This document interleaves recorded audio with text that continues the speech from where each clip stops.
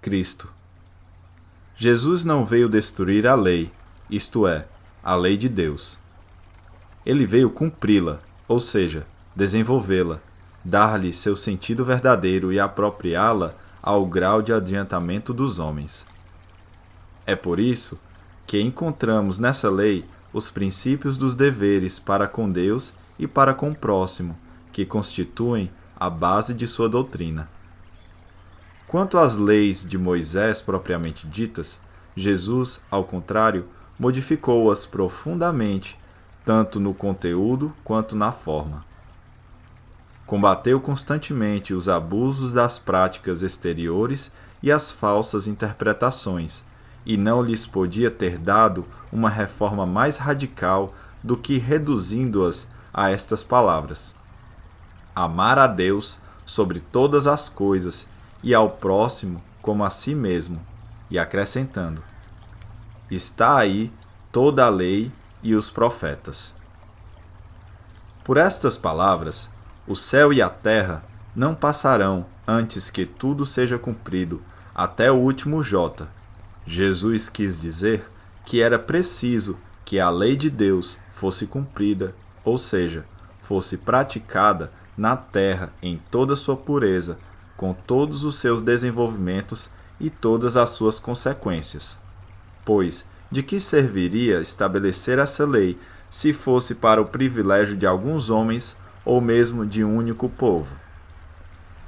Sendo todos os homens filhos de Deus, são todos, sem distinção, objeto da mesma dedicação.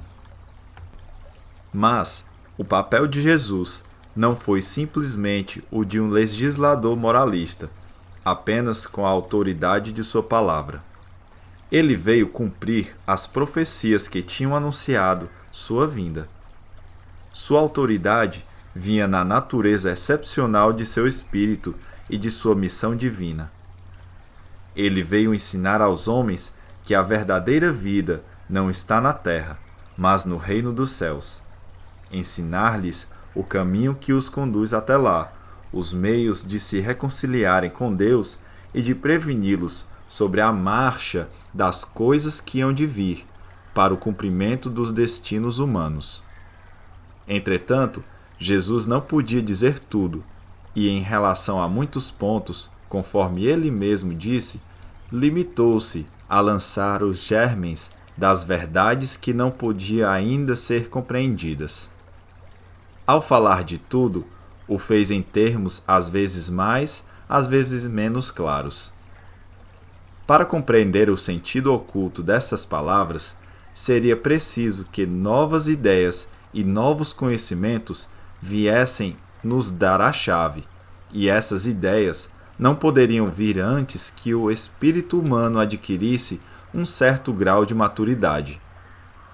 A ciência deveria contribuir decididamente para que essas ideias viessem à luz e se desenvolvessem. Seria, portanto, preciso dar à ciência o tempo de progredir.